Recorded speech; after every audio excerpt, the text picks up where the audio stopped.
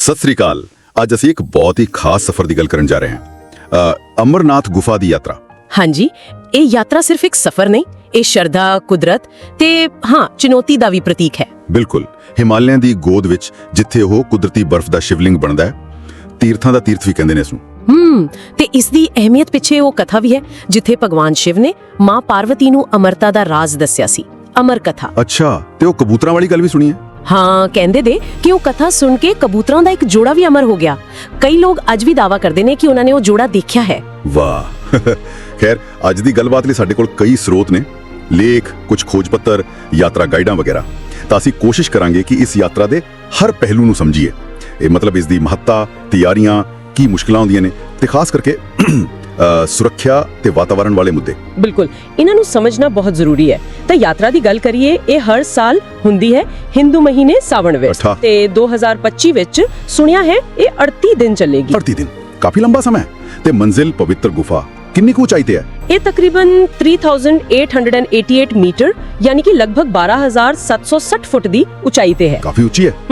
ਕਾਫੀ ਉੱਚੀ। ਤੇ ਉੱਥੇ ਪਹੁੰਚਣ ਦੇ ਰਸਤੇ ਮੈਂ ਸੁਣਿਆ ਦੋ ਮੁੱਖ ਰਸਤੇ ਨੇ। ਹਾਂਜੀ, ਦੋ ਨੇ।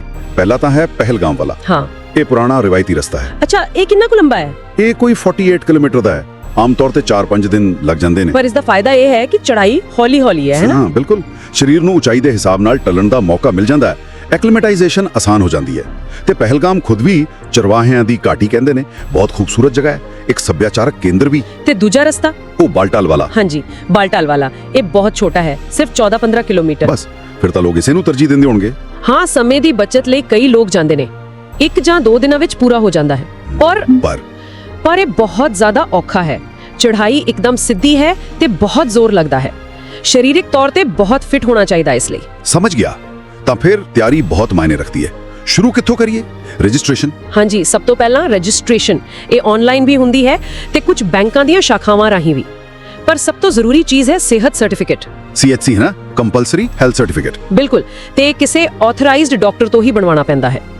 ਇਹ ਯਕੀਨੀ ਬਣਾਉਣ ਲਈ ਕਿ ਯਾਤਰੀ ਉਚਾਈ ਦੀਆਂ ਚੁਣੌਤੀਆਂ ਝੱਲ ਸਕਦੇ ਨੇ। ਤਾਂ ਹੀ ਉਹ ਉਮਰ ਸੀਮਾ ਵੀ ਇਹ 13 ਤੋਂ 70 ਸਾਲ। ਹਾਂ, ਤੇ 6 ਹਫ਼ਤਿਆਂ ਤੋਂ ਵੱਧ ਦੀ ਗਰਭਵਤੀ ਔਰਤਾਂ ਨੂੰ ਵੀ ਜਾਣ ਦੀ ਇਜਾਜ਼ਤ ਨਹੀਂ। ਨਾਲ ਆਪਣਾ ਪਹਿਚਾਣ ਪੱਤਰ, ਫੋਟੋ, ਯਾਤਰਾ ਪਰਮਿਟ ਤੇ ਹੁਣ ਤਾਂ RFID ਕਾਰਡ ਵੀ ਲਾਜ਼ਮੀ ਕਰ ਦਿੱਤਾ ਗਿਆ ਹੈ। ਇਹ ਸਖਤੀ ਜ਼ਰੂਰੀ ਵੀ ਹੈ ਸ਼ਾਇਦ। ਬਿਲਕੁਲ। ਸਰੀਰਕ ਤਿਆਰੀ ਬਾਰੇ ਕੀ ਕਰਨਾ ਚਾਹੀਦਾ? ਸਰੋਤ ਦੱਸਦੇ ਨੇ ਕਿ ਯਾਤਰਾ ਤੋਂ ਕੁਝ ਹਫ਼ਤੇ ਪਹਿਲਾਂ ਰੋਜ਼ਾਨਾ ਸੈਰ ਸ਼ੁਰੂ ਕਰ ਦੇਣੀ ਚਾਹੀਦੀ ਹੈ, ਘੱਟੋ ਘੱਟ 3-4 ਕਿਲੋਮੀਟਰ। ਤੇ ਡੂੰਘੇ ਸਾਹ ਲੈਣ ਦੇ ਅਭਿਆਸ ਉਹ ਵੀ ਮਦਦ ਕਰਦੇ ਹੋਣਗੇ। ਹਾਂਜੀ, ਬਹੁਤ। ਨਾਲੇ ਪਾਣੀ ਬਹੁਤ ਪੀਣਾ ਚਾਹੀਦਾ। ਦਿਨ ਵਿੱਚ ਘੱਟੋ ਘੱਟ 5 ਲੀਟਰ ਪਾਣੀ ਪੀਣ ਦੀ ਆਦਤ ਪਾਉਣੀ ਚਾਹੀਦੀ ਹੈ। ਹਾਈਡਰੇਟਡ ਰਹਿਣਾ ਬਹੁਤ ਜ਼ਰੂਰੀ ਹੈ। ਤੇ ਸਮਾਨ ਕੀ ਲੈ ਕੇ ਜਾਈਏ? ਮੌਸਮ ਤਾਂ ਉੱਥੇ ਬਹੁਤ ਠੰਡਾ ਤੇ ਬਦਲਦਾ ਰਹਿੰਦਾ ਹੋਣਾ। ਬਿਲਕੁਲ, ਗਰਮ ਕੱਪੜੇ ਤਾਂ ਲਾਜ਼ਮੀ ਨੇ। ਥਰਮਲ, 19 ਸਵੈਟਰ, ਜੈਕਟਾਂ, ਵਾਟਰਪ੍ਰੂਫ ਜੈਕਟ ਤੇ ਪੈਂਟ ਵੀ, ਕਿਉਂਕਿ ਬਾਰਿਸ਼ ਜਾਂ ਬਰਫ਼ਬਾਰੀ ਕਦੇ ਵੀ ਹੋ ਸਕਦੀ ਹੈ। ਛਤਰੀ ਤੇ ਜੁੱਤੇ, ਟਰੈਕਿੰਗ ਸ਼ੂਜ਼ ਜ਼ਰੂਰੀ ਹੋਣਗੇ। ਹਾਂ, ਚੰਗੀ ਪਕੜ ਵਾਲੇ, ਲੇਸ ਵਾਲੇ ਵਾਟਰਪ੍ਰੂਫ ਟਰੈਕਿੰਗ ਜੁੱਤੇ ਬਹੁਤ ਜ਼ਰੂਰੀ ਨੇ। ਸਲਿਪ ਹੋਣ ਦਾ ਖਤਰਾ ਰਹਿੰਦਾ ਹੈ। ਨਾਲ ਪਾਣੀ ਦੀ ਬੋਤਲ, ID, ਪਰਮਿਟ, ਐਮਰਜੈਂਸੀ ਨੰਬਰ ਲਿਖ ਕੇ ਰੱਖੋ ਤੇ ਇੱਕ ਛੋਟੀ ਜੀ ਫਸਟ ਏਡ ਕਿਟ। ਪਰ ਅਕਸਰ ਲੋਕ ਬਹੁਤ ਜ਼ਿਆਦਾ ਸਮਾਨ ਚੁੱਕ ਲੈਂਦੇ ਨੇ। ਹਾਂ, ਇਹ ਗਲਤੀ ਨਹੀਂ ਕਰਨੀ ਚਾਹੀਦੀ। ਜਿੰਨਾ ਭਾਰ ਘੱਟ ਹੋਵੇ ਉਨਾ ਚੱਲਣਾ ਆਸਾਨ ਹੁੰਦਾ। ਸਿਰਫ ਲੋੜੀਂਦਾ ਸਮਾਨ ਹੀ ਰੱਖੋ। ਸਿਹਤ ਦੇ ਲਿਹਾਜ਼ ਨਾਲ ਸਭ ਤੋਂ ਵੱਡਾ ਡਰ ਕਿਸ ਚੀਜ਼ ਦਾ ਹੈ? AMS ਦਾ? ਹਾਂ, ਐਕਿਊਟ ਮਾਊਂਟੇਨ ਸਿੰਡਰੋਮ। ਉਚਾਈ ਤੇ ਆਕਸੀਜਨ ਘੱਟ ਹੋਣ ਕਰਕੇ ਇਹ ਹੋ ਸਕਦੀ ਹੈ। ਇਸ ਦੇ ਲੱਛਣ ਕੀ ਨੇ? ਮੈਂ ਪੜਿਆ ਸੀ ਸਿਰ ਦਰਦ, ਸਾਹ ਚੜਨਾ। ਹਾਂ, ਸਿਰ ਦਰਦ, ਸਾਹ ਫੁੱਲਣਾ, ਜੀ ਕੱਚਾ ਹੋਣਾ, ਉਲਟੀ ਆਣਾ, ਚੱਕਰ ਆਣੇ, ਇਹ ਸਭ AMS ਦੇ ਲੱਛਣ ਹੋ ਸਕਦੇ ਨੇ। ਜੇ ਇਹ ਹੋਵੇ ਤਾਂ ਕੀ ਕਰਨਾ ਚਾਹੀਦਾ ਹੈ? ਇਸ ਨੂੰ ਹਲਕੇ ਵਿੱਚ ਨਹੀਂ ਲੈਣਾ ਚਾਹੀਦਾ। ਸਭ ਤੋਂ ਪਹਿਲਾਂ ਤਾਂ ਆਰਾਮ ਕਰੋ, ਹੌਲੀ ਚੱਲੋ, ਪਾਣੀ ਖੂਬ ਪੀਓ, ਖਾਣੇ ਵਿੱਚ ਕਾਰਬੋਹਾਈਡਰੇਟਸ ਜ਼ਿਆਦਾ ਲਿਓ। ਤੇ ਸ਼ਰਾਬ, ਸਿਗਰਟ ਵਗੈਰਾ? ਉਹ ਤਾਂ ਬਿਲਕੁਲ ਬੰਦ। ਕੈਫੀਨ ਵੀ ਘੱਟ ਕਰਨੀ ਚਾਹੀਦੀ ਹੈ। ਜੇ ਲੱਛਣ ਗੰਭੀਰ ਹੋਣ ਜਾਂ ਘੱਟ ਨਾ ਹੋਣ ਤਾਂ ਤੁਰੰਤ ਹੇਠਾਂ ਉਤਰਨਾ ਸ਼ੁਰੂ ਕਰ ਦਿਓ ਤੇ ਜਿੱਥੇ ਵੀ ਮੈਡੀਕਲ ਸਹੂਲਤ ਮਿਲੇ ਉੱਥੇ ਸੰਪਰਕ ਕਰੋ। ਠੀਕ ਹੈ। ਹੁਣ ਸੁਰੱਖਿਆ ਦੀ ਗੱਲ ਕਰੀਏ। 2025 ਦੀ ਯਾਤਰਾ ਲਈ ਕਹਿੰਦੇ ਨੇ ਕਾਫੀ ਹਾਈਟੈਕ ਇੰਤਜ਼ਾਮ ਹੋ ਰਹੇ ਨੇ। ਹਾਂਜੀ, ਸੁਰੱਖਿਆ ਹਮੇਸ਼ਾ ਇੱਕ ਵੱਡਾ ਮੁੱਦਾ ਰਹੀ ਹੈ ਇੱਥੇ। ਇਸ ਵਾਰੀ ਹਜ਼ਾਰਾਂ ਦੀ ਗਿਣਤੀ ਵਿੱਚ ਸੁਰੱਖਿਆ ਬਲ ਤਾਇਨਾਤ ਕੀਤੇ ਜਾਣਗੇ। CRPF, BSF, ਪੁਲਿਸ, ਕਈ ਏਜੰਸੀਆਂ ਮਿਲ ਕੇ ਕੰਮ ਕਰਦੀਆਂ ਨੇ। ਡਰੋਨ ਵਗੈਰਾ ਦੀ ਵਰਤੋਂ ਵੀ ਹੋਏਗੀ? ਹਾਂ, ਸਰੋਤਾਂ ਮੁਤਾਬਿਕ ਡਰੋਨ ਨਿਗਰਾਨੀ ਤੇ ਜੈਮਰਾ ਦੀ ਵਰਤੋਂ ਦੀ ਵੀ ਯੋਜਨਾ ਹੈ। ਖਾਸ ਕਰਕੇ ਪਿਛਲੇ ਕੁਝ ਸਮੇਂ 'ਚ ਹੋਈਆਂ ਘਟਨਾਵਾਂ ਦੇ ਮੱਦੇਨਜ਼ਰ, ਜਿਵੇਂ ਪਹਿਲਗਾਮ ਵਿੱਚ ਹਾਲੀਆ ਹਮਲਾ ਹੋਇਆ ਸੀ, ਸੁਰੱਖਿਆ ਨੂੰ ਲੈ ਕੇ ਕੋਈ ਢਿੱਲ ਨਹੀਂ ਵਰਤੀ ਜਾਵੇਗੀ। ਇਹ ਜ਼ਰੂਰੀ ਵੀ ਹੈ। ਪਰ ਇਸ ਸਖਤੀ ਦੇ ਨਾਲ ਕੀ ਯਾਤਰਾ ਦਾ ਕੋਈ ਸੱਭਿਆਚਾਰਕ ਪੱਖ ਵੀ ਹੈ? ਬਿਲਕੁਲ ਹੈ। ਖਾਸ ਕਰਕੇ ਪਹਿਲਗਾਮ ਵਾਲੇ ਰਸਤੇ ਤੇ ਤੁਹਾਨੂੰ ਕਸ਼ਮੀਰੀ ਸੱਭਿਆਚਾਰ ਤੇ ਮਹਿਮਾਨ ਨਿਵਾਜ਼ੀ ਦੀ ਝਲਕ ਮਿਲੇਗੀ। ਜਿਵੇਂ ਕਿ ਚੰਦਨਵਾੜੀ ਜੋ ਪਹਿਲਾ ਪੜਾਵ ਹੈ। ਫਿਰ ਸ਼ੇਸ਼ਨਾਗ ਝੀਲ ਆਂਦੀ ਹੈ ਜਿਸ ਦੀ ਆਪਣੀ ਮਿਥਿਹਾਸਿਕ ਕਹਾਣੀ ਹੈ। ਲੋਕ ਉੱਥੇ ਪਵਿੱਤਰ ਇਸ਼ਨਾਨ ਵੀ ਕਰਦੇ ਨੇ। ਸਥਾਨਕ ਖਾਣ ਪੀਣ ਦਾ ਸਵਾਦ ਜਿਵੇਂ ਕਾਵਾ, ਰੋਗਨ ਜੋਸ਼ ਤੇ ਕਸ਼ਮੀਰੀ ਦਸਤਕਾਰੀ ਜਿਵੇਂ ਪਸ਼ਮੀਨਾ। ਅੱਛਾ, ਪਰ ਹੁਣ ਇੱਕ ਹੋਰ ਗੰਭੀਰ ਮੁੱਦੇ ਤੇ ਆਉਂਦੇ ਆ, ਵਾਤਾਵਰਣ। ਇੰਨੇ ਲੋਕਾਂ ਦੇ ਆਉਣ ਨਾਲ ਤਾਂ ਅਸਰ ਪੈਂਦਾ ਹੀ ਹੋਵੇਗਾ। ਹਾਂ, ਤੇ ਬਹੁਤ ਚਿੰਤਾ ਦੀ ਗੱਲ ਹੈ। ਜਿੱਥੇ ਅਮਰਤਾ ਦੀ ਕਥਾ ਜੁੜੀ ਹੈ ਉੱਥੇ ਹੀ ਸਾਡੀਆਂ ਗਤੀਵਿਧੀਆਂ ਵਾਤਾਵਰਣ ਲਈ ਖਤਰਾ ਬਣ ਰਹੀਆਂ ਨੇ। ਕਿਸ ਤਰ੍ਹਾਂ ਦਾ ਖਤਰਾ? ਪ੍ਰਦੂਸ਼ਣ? ਮੁੱਖ ਤੌਰ ਤੇ ਪ੍ਰਦੂਸ਼ਣ, ਠੋਸ ਕੂੜਾ ਕਰਕਟ, ਪਲਾਸਟਿਕ ਦੀ ਵਰਤੋਂ ਤੇ ਭਾਵੇਂ ਪਾਬੰਦੀ ਹੈ ਪਰ ਫਿਰ ਵੀ ਬਹੁਤ ਮਾਤਰਾ ਵਿੱਚ ਮਿਲਦਾ ਹੈ। ਲੋਕ ਲਿਟਰਿੰਗ ਕਰਦੇ ਨੇ। ਤੇ ਪਾਣੀ ਦਾ ਪ੍ਰਦੂਸ਼ਣ, ਲੀਡਰ, ਦਰਿਆ ਵਗੈਰਾ? ਹਾਂ, ਉੱਥੇ ਵੀ ਹੋਟਲਾਂ, ਕੈਂਪਾਂ, ਲੰਗਰਾਂ ਤੋਂ ਗੰਦਾ ਪਾਣੀ ਤੇ ਕੂੜਾ ਦਰਿਆ ਵਿੱਚ ਜਾਣ ਦੀਆਂ ਰਿਪੋਰਟਾਂ ਆਉਂਦੀਆਂ ਰਹਿੰਦੀਆਂ ਨੇ। ਫਿਰ ਗੱਡੀਆਂ ਕਰਕੇ ਹਵਾ ਤੇ ਸ਼ੋਰ ਪ੍ਰਦੂਸ਼ਣ ਵੱਖਰਾ। ਤੇ ਗਲੇਸ਼ੀਅਰਾਂ ਤੇ ਵੀ ਅਸਰ ਪੈ ਰਿਹਾ? ਹਾਂ, ਕੁਝ ਰਿਪੋਰਟਾਂ ਨੇੜਲੇ ਕੋਲ ਹੋਈ ਗਲੇਸ਼ੀਅਰ ਦੇ ਤੇਜ਼ੀ ਨਾਲ ਸੁੰਗੜਨ ਵਾਲੀ ਇਸ਼ਾਰਾ ਕਰਦੀਆਂ ਨੇ। ਇਸ ਵਿੱਚ ਮੌਸਮੀ ਤਬਦੀਲੀ ਦਾ ਤਾਂ ਹੱਥ ਹੈ ਹੀ, ਪਰ ਮਨੁੱਖੀ ਗਤੀਵਿਧੀਆਂ, ਖਾਸ ਕਰਕੇ ਯਾਤਰਾ ਦੌਰਾਨ ਵਧਿਆ ਦਬਾਅ ਵੀ ਇਸ ਨੂੰ ਤੇਜ਼ ਕਰ ਰਿਹਾ ਹੋ ਸਕਦਾ ਹੈ। ਇਹ ਤਾਂ ਸੱਚਮੁੱਚ ਬਹੁਤ ਗੰਭੀਰ ਹੈ। ਕੀ ਇਸ ਨੂੰ ਰੋਕਣ ਲਈ ਕੁਝ ਕੀਤਾ ਜਾ ਰਿਹਾ? ਹਾਂ, ਕੁਝ ਕੋਸ਼ਿਸ਼ਾਂ ਹੋ ਰਹੀਆਂ ਨੇ। ਸਵਾਹਾ ਵਰਗੇ ਕੁਝ ਸਟਾਰਟਅਪ ਕੂੜਾ ਪ੍ਰਬੰਧਨ ਤੇ ਕੰਮ ਕਰ ਰਹੇ ਨੇ। ਉਹ ਸੈਂਕੜੇ ਸਫਾਈ ਮਿੱਤਰ ਲਗਾਉਂਦੇ ਨੇ, ਕੂੜੇ ਤੋਂ ਕੰਪੋਸਟ ਬਣਾਉਣ ਦੀ ਕੋਸ਼ਿਸ਼ ਕਰਦੇ ਨੇ, ਸਿੰਗਲ ਯੂਜ਼ ਪਲਾਸਟਿਕ ਘਟਾਉਣ ਤੇ ਜ਼ੋਰ ਦਿੰਦੇ ਨੇ। ਤੇ ਜ਼ਿੰਮੇਵਾਰ ਤੀਰਥ ਯਾਤਰਾ ਦਾ ਸੰਕਲਪ? ਹਾਂ, ਰਿਸਪੌਂਸਿਬਲ ਪਿਲਗ੍ਰਿਮੇਜ, ਇਸ ਤੇ ਹੁਣ ਬਹੁਤ ਜ਼ੋਰ ਦਿੱਤਾ ਜਾ ਰਿਹਾ ਹੈ। ਸ਼ਰਧਾਲੂਆਂ ਨੂੰ ਜਾਗਰੂਕ ਕੀਤਾ ਜਾ ਰਿਹਾ ਹੈ ਕਿ ਉਹ ਵਾਤਾਵਰਣ ਦਾ ਖਿਆਲ ਰੱਖਣ। ਇਹ ਹੁਣ ਸਿਰਫ ਇੱਕ ਚੰਗਾ ਵਿਚਾਰ ਨਹੀਂ, ਸਗੋਂ ਇੱਕ ਲੋੜ ਬਣ ਗਈ ਹੈ। ਤਾਂ ਕੁੱਲ ਮਿਲਾ ਕੇ ਅਮਰਨਾਥ ਯਾਤਰਾ ਸਿਰਫ ਇੱਕ ਧਾਰਮਿਕ ਸਫ਼ਰ ਨਹੀਂ ਹੈ, ਇਹ ਸਰੀਰਕ, ਮਾਨਸਿਕ ਤੇ ਭਾਵਨਾਤਮਕ ਤੌਰ ਤੇ ਇੱਕ ਵੱਡੀ ਚੁਣੌਤੀ ਹੈ। ਹਾਂ, ਤੇ ਇਸ ਨਾਲ ਸੁਰੱਖਿਆ ਤੇ ਵਾਤਾਵਰਣ ਵਰਗੇ ਬਹੁਤ ਹੀ ਅਹਿਮ ਤੇ ਗੁੰਝਲਦਾਰ ਮੁੱਦੇ ਜੁੜੇ ਹੋਏ ਨੇ। ਬਿਲਕੁਲ। ਤਾਂ ਅੰਤ ਵਿੱਚ ਇੱਕ ਸਵਾਲ ਛੱਡ ਕੇ ਜਾਂਦੇ ਹਾਂ ਸੋਚਣ ਲਈ। ਹਾਂ, ਸੋਚਣ ਵਾਲੀ ਗੱਲ ਇਹ ਹੈ ਕਿ ਜਿਵੇਂ-ਜਿਵੇਂ ਸ਼ਰਧਾਲੂਆਂ ਦੀ ਗਿਣਤੀ ਲਗਾਤਾਰ ਵਧ ਰਹੀ ਹੈ ਤੇ ਵਾਤਾਵਰਣ ਦੀਆਂ ਚੁਣੌਤੀਆਂ ਹੋਰ ਗੰਭੀਰ ਹੁੰਦੀਆਂ ਜਾ ਰਹੀਆਂ ਨੇ, ਤਾਂ ਭਵਿੱਖ ਵਿੱਚ ਅਸੀਂ ਸ਼ਰਧਾ, ਪਰੰਪਰਾ ਤੇ ਵਾਤਾਵਰਣ ਦੀ ਇਸ ਨਾਜ਼ੁਕ ਸੁਰੱਖਿਆ ਦੇ ਵਿਚਕਾਰ ਇੱਕ ਸਹੀ ਸੰਤੁਲਨ ਕਿਵੇਂ ਬਣਾ ਕੇ ਰੱਖ ਸਕਦੇ ਹਾਂ? ਇਹ ਸੱਚਮੁੱਚ ਇੱਕ ਵੱਡਾ ਸਵਾਲ ਹੈ। ਇਸ ਦਾ ਜਵਾਬ ਸ਼ਾयद ਸਾਨੂੰ ਸਾਰਿਆਂ ਨੂੰ ਮਿਲ ਕੇ ਲੱਭਣਾ ਪਵੇਗਾ। ਅੱਜ ਲਈ ਇੰਨਾ ਹੀ। ਧੰਨਵਾਦ। ਧੰਨਵਾਦ। आज के इस तज्जिये में खुशामदीद। हमारे पास अमरनाथ यात्रा पर कुछ ब्लॉग्स, मज़ामीन और तहकीकी मवाद हैं। जी, तो हम कोशिश करेंगे कि इस मुकद्दस सफ़र की अहमियत, रास्ते की जो मुश्किलात हैं, तैयारी और हाँ, सकाफती और माहौलियाती पहलुओं को भी समझें। बिल्कुल। और वो जो कुदरती बर्फानी शिवलिंग है वो तो सबसे खास बात है ना, इतने मुश्किल सफर का मरकज। सही। तो वहीं से शुरू करते हैं। उसकी अहमियत, उसकी कहानी क्या है? ये हिंदू अकीदे में तो बहुत ही मुकद्दस मकाम है भगवान शिव के लिए। जी हाँ, जम्मू कश्मीर में हिमालय के पहाड़ों में तकरीबन आप समझे 4500 मीटर की बुलंदी पर। और वो बर्फानी शिवलिंग वो कुदरती तौर पर बनता है? जी बिल्कुल, कुदरती तौर पर गार के अंदर पानी के रिसाव और जमने से। और कहानी ये है कि इसी गार में भगवान शिव ने माँ पार्वती को अमर कथा सुनाई थी, मतलब जिंदगी और लाफानियत का राज। अच्छा। और इस राज को महफूज रखने के लिए उन्होंने अपने साथियों को, जैसे नंदी बैल को पहलगाम में, चांद को चंदनवाड़ी में पीछे छोड़ दिया था। एक तरह से दुनियावी चीजों से दूरी। और वो कबूतरों वाली बात भी काफी मशहूर है ना, कि माँ पार्वती सो गईं और कबूतरों ने कहानी सुनी। हाँ बिल्कुल, कहते हैं वो कबूतरों का जोड़ा अमर हो गया और आज भी यात्रियों को कभी कभी नजर आता है। और उनका दिखना मतलब यात्रा का मुकम्मल होना माना जाता है। जी, और गार में दूसरी बर्फानी शक्लें भी बनती हैं जिन्हें माँ पार्वती और भगवान गणेश से जोड़ा जाता है। ठीक। और ये यात्रा होती कब है?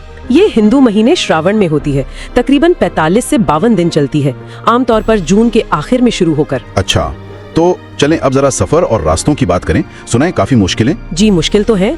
2 अहम रास्ते हैं। हाँ, पहलगाम और बाल्टल। लगता है एक लंबा है पर निस्बतन आसान, दूसरा छोटा मगर मुश्किल। बिल्कुल सही कहा आपने। पहलगाम वाला रिवायती रास्ता है, तकरीबन 48 किलोमीटर का। इसमें 4-5 दिन लगते हैं। चढ़ाई बतदरीज है तो जिस्म को आदी होने का वक्त मिल जाता है। चरवाहों की वादी भी कहते हैं उसे। जी, और शीशनाग झील जैसे पड़ाव है। दूसरा बॉल्टल वाला रास्ता, वो सिर्फ 14-15 किलोमीटर है, मगर खड़ी चढ़ाई है, बहुत मुश्किल। वो 1-2 दिन में हो जाता है? हाँ, 1 या 2 दिन में। तो लोग अपनी फिटनेस और वक्त के हिसाब से चुनते हैं। और पहुंचने के लिए करीब तरीन रेलवे स्टेशन तो जम्मू है गालिबन। जी, जम्मू। वहाँ से फिर टैक्सी वगैरह लेनी पड़ती है बेस कैंप तक, पहलगाम या बॉल्टल। ठीक है। तो इतने मुश्किल सफर पर जाने से पहले जाहिर है कुछ लवाजमात होंगे, रजिस्ट्रेशन वगैरह? जी बिल्कुल, सारा इंतजाम श्री अमरनाथ जी श्राइन बोर्ड यानी SASB देखता है। रजिस्ट्रेशन वो 2025 के लिए तो 14 अप्रैल से शुरू हो चुकी है, ऑनलाइन भी करवा सकते हैं। और कौन जा सकता है? उम्र की कोई हद? हाँ, उम्र 13 से 70 साल के दरमियान होनी चाहिए और हामला खवातीन अगर 6 हफ्ते से ज्यादा का हमल हो तो उन्हें इजाजत नहीं है। अच्छा, और कागजात क्या चाहिए? देखिए, शनाख्ती सबूत तो लाजमी है, जैसे आधार कार्ड या पासपोर्ट, फिर एक हालिया मेडिकल सर्टिफिकेट यानी CHC जो किसी मजाज डॉक्टर से बनवाना होता है। सेहत का सर्टिफिकेट लाजमी है? जी बिल्कुल लाजमी है। और एक RFID कार्ड भी होता है ट्रैकिंग के लिए, ये वहीं जम्मू कश्मीर में मिलता है। और रोजाना कितने लोग जा सकते हैं? कोई हद मुकर्रर है? जी, हर रास्ते से तकरीबन 10,000 यात्री रोजाना, ताकि ज्यादा भीड़ ना हो। समझ गया। तो रजिस्ट्रेशन हो गई, अब तैयारी? जिस्मानी तौर पे कैसे तैयार हूँ? तैयारी तो बहुत अहम है। रोजाना पैदल चलना, कम से कम 3-4 किलोमीटर, गहरी सांस लेने की मश्क, और सफर से कोई महीना भर पहले से पानी ज्यादा पीना शुरू कर दें, रोजाना 5 लीटर तक। 5 लीटर? अच्छा खासा। जी, ऊंचाई पर पानी की कमी ना हो। सामान में गर्म कपड़े, वाटरप्रूफ जैकेट, अच्छे ट्रैकिंग जूते, चप्पल बिल्कुल नहीं, बरसाती, टॉर्च, फर्स्ट एड किट, ये सब जरूरी है। और जाती दवाइयाँ भी? हाँ, वो तो लाजमी है। शनाख्ती कार्ड, यात्रा परमिट और कुछ नकद रकम भी, घोड़े या डॉली वगैरह के लिए। और वो जो ऊंचाई की बीमारी होती है AMS, उसका क्या करें? वो तो खतरनाक हो सकती है। बहुत खतरनाक हो सकती है। एल्टीट्यूड माउंटेन सिकनेस, सर दर्द, मतली, चक्कर आना, सांस फूलना, ये इसकी अलामत है। तो इससे बचने का तरीका? सबसे अहम है कि जिस्म को माहौल का आदी होने दें, आहिस्ता आहिस्ता चढ़ें।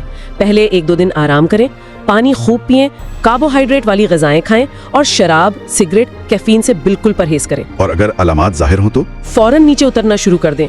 तिब्बी मदद लें, रास्ते में कैंप होते हैं। अलामात को नजरअंदाज करना जानलेवा हो सकता है। ठीक है। हिफाजत के लिए RFID कार्ड पहनना, ग्रुप में रहना, शॉर्टकट ना लेना, ये सब भी अहम होगा। जी बिल्कुल। और माहौल का ख्याल रखना, कूड़ा ना फैलाएं, प्लास्टिक इस्तेमाल ना करें। अच्छा, अब जरा सकाफती पहलुओं पर बात करते हैं। पहलगाम का जिक्र हुआ, वहाँ की सकाफत कैसी है? पहलगाम में कश्मीरी, डोगरा, पहाड़ी सकाफतें मिलती हैं, बड़ी मेहमान नवाजी होती है। यात्रा के दौरान चंदनवाड़ी वगैरह में लोक मौसीकी, रक्स भी देखने को मिलता है। खाने पीने का क्या है? कश्मीरी खाने? जी हाँ, रोगन जोश, दम आलू और कहवा तो जरूर पीना चाहिए। वहाँ पश्मीना शालें, कालीन वगैरह भी मिलते हैं। और वो छड़ी मुबारक की रस्म? जी, वो मुकद्दस छड़ी का सफर होता है। ये मुख्तलिफ बिरादरियों के इत्तेहाद की भी अलामत है।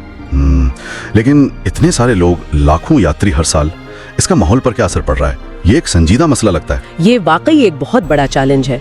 आप सोचें, कभी कभी साल में 6 लाख से ज्यादा लोग, इस नाजुक हिमालयाई माहौल पर बहुत ज्यादा दबाव पड़ता है। ग्लेशियर पिघलने की खबरें भी आती हैं। जी हाँ, कोला हुई ग्लेशियर तेजी से सिकुड़ रहा है। उसकी वजहात में मौसमियाती तब्दीली और इंसानी सरगर्मियां, मतलब यात्रियों की तादाद शामिल है। और कचरे का मसला, खास तौर पर लंगर वगैरह के पास? बहुत बड़ा मसला है। ठोस कचरा ठिकाने लगाना, प्लास्टिक आलूदगी, हालांकि पाबंदी है। दरिया में गंदा पानी शामिल हो रहा है। ये सब पानी और आबी हयात के लिए नुकसानदेह है। कोई हल निकाला जा रहा है? कोशिशें हो रही हैं। जैसे इंदौर का एक स्टार्टअप स्वाहा, वो माहौल दोस्त तरीकों पर काम कर रहा है। लेकिन जरूरत इस बात की है कि यात्रियों की तादाद को माहौल की बर्दाश्त के मुताबिक महदूद किया जाए। कचरे के कानून सख्ती से नाफिज हों, सीवरेज ट्रीटमेंट प्लांट्स बने। ठीक। और आपने वो वास्तु वाली बात भी बताई थी कि गार के एक खास हिस्से में खैमे नहीं लगाने चाहिए हिफाजत के लिए? जी, एक मकामी अकीदा या रिवायत कह लें। और सिक्योरिटी तो खैर बहुत सख्त होती है। नीम फौजी दस्ते, ड्रोन सब इस्तेमाल होते हैं। तो खुलासा ये हुआ कि अमरनाथ यात्रा एक तरफ तो गहरे अकीदे और रूहानियत का सफर है, तो दूसरी तरफ जिस्मानी चैलेंजेस और अब माहौलियाती जिम्मेदारियों का भी तकाजा करता है। बिल्कुल। तैयारी और एहतियात न सिर्फ अपनी हिफाजत के लिए जरूरी है, बल्कि इस मुकद्दस जगह और इसके माहौल को बचाने के लिए भी। तो आखिर में ये सवाल जहन में आता है जी कि इस गहरी रूहानी अहमियत और इस नाजुक माहौलियाती हकीकत को सामने रखते हुए मुस्तकबिल में इस यात्रा को किस तरह मुनज़्ज़म किया जाए कि ये पायदार हो, ताकि आने वाली नस्लें भी इस तजुर्बे से गुजर सकें और ये खूबसूरत हिमालयाई खित्ता भी महफूज रहे। ये वाकई एक गौर तलब नुक्ता है। क्या आप जानते हैं कि हिमालय में एक ऐसी गुफा है जहां भगवान शिव आज भी सांस लेते हैं? और इसका सबसे बड़ा सबूत है एक शिवलिंग जो इंसानों ने नहीं बल्कि खुद प्रकृति ने बनाया है। ये वही पवित्र स्थान है जहां वे आज भी बर्फ के दिव्य लिंगम के रूप में विराजमान हैं। चलिए, आज आपको श्री अमरनाथ गुफा की अद्भुत और रूहानी यात्रा पर ले चलती हूँ। ये कहानी सिर्फ एक तीर्थ की नहीं बल्कि अटूट विश्वास और प्रेम की है। इसका नाम अमरनाथ इसलिए पड़ा क्योंकि ये कहानी शुरू होती है माता पार्वती के एक मासूम सवाल से। उन्होंने महादेव से पूछा कि वे क्यों अमर हैं और माता को क्यों हर जन्म में विरह का दुख सहना पड़ता है। इसी सवाल का जवाब देने यानी अमर कथा सुनाने के लिए महादेव ने इस गुप्त गुफा को चुना। वहां पहुंचने से पहले महादेव ने हर सांसारिक मोह का त्याग किया। ये सिर्फ एक यात्रा नहीं थी, ये परम ज्ञान के लिए स्वयं को परत दर परत खोलने जैसा था। उन्होंने अपनी शक्ति यानी नंदी को, अपने सौंदर्य यानी चंद्रमा को, अपने आभूषण यानी शेषनाग को और यहाँ तक कि अपने पुत्र प्रेम गणेश को भी पीछे छोड़ दिया। गुफा के द्वार पर उन्होंने अग्नि का घेरा बना दिया ताकि कोई अंदर न आ सके और कथा की गोपनीयता बनी रहे। लेकिन एक चमत्कार हुआ। कथा सुनते हुए जब माता पार्वती को नींद आ गई तो वहाँ मौजूद कबूतर के 2 बच्चों ने उनकी जगह हूँ हूँ की आवाज निकाली ताकि कथा में विघ्न न पड़े। उन्होंने पूरी अमर कथा सुन ली और हमेशा के लिए अमर हो गए। आज भी कई श्रद्धालु दावा करते हैं कि उन्होंने उस बर्फीली गुफा के पास इन अमर कबूतरों का जोड़ा देखा है जो इस कहानी को जीवंत बनाता है। सदियों तक ये गुफा गुप्त रही। फिर 15वीं सदी में एक मुस्लिम गडरिये बूटा मलिक ने इसे फिर से खोजा। एक संत ने उन्हें कोयले से भरी कांगड़ी दी जो घर पहुंचने पर सोने के सिक्कों में बदल गई। जब बूटा मलिक धन्यवाद देने लौटे तो संत की जगह उन्हें ये दिव्य गुफा और बर्फीला शिवलिंग मिला। यहाँ का शिवलिंग किसी इंसान ने नहीं तराशा, ये प्रकृति का रचा एक जीता जागता धड़कता हुआ चमत्कार है। सोचिए, गुफा की ठंडी छत से पानी की बूंदें जैसे समय खुद टपक रहा हो एक एक करके गिरती हैं और जमते जमते एक पारदर्शी दिव्य शिवलिंग का रूप ले लेती हैं। और सबसे बड़ा रहस्य, इसका आकार चांद की कलाओं के साथ घटता बढ़ता है। एक ऐसी पहेली जिसे विज्ञान भी नहीं सुलझा पाया है। पूर्णिमा पर यह पूर्णाकार में होता है और अमावस्या तक धीरे धीरे छोटा हो जाता है। इसके साथ ही माता पार्वती और श्री गणेश के प्रतीक रूप में भी बर्फ की 2 और रचनाएं बनती हैं, जिससे यहाँ पूरा शिव परिवार विराजमान लगता है। इस दिव्य कहानी का कौन सा हिस्सा आपके दिल को सबसे ज्यादा छू गया? वो अमर कबूतरों का वो जोड़ा या चांद के साथ बदलने वाला शिवलिंग? अपनी सोच हमारे साथ कमेंट्स में जरूर बांटें। ऐसे ही अनसुने रहस्यों और दिव्य कहानियों के सफर पर मेरे साथ चलने के लिए इस चैनल को अपना घर बना ले। वादा है अगली यात्रा इससे भी ज्यादा रोमांचक होगी। अभी सब्सक्राइब करें और इस खोज का हिस्सा बने।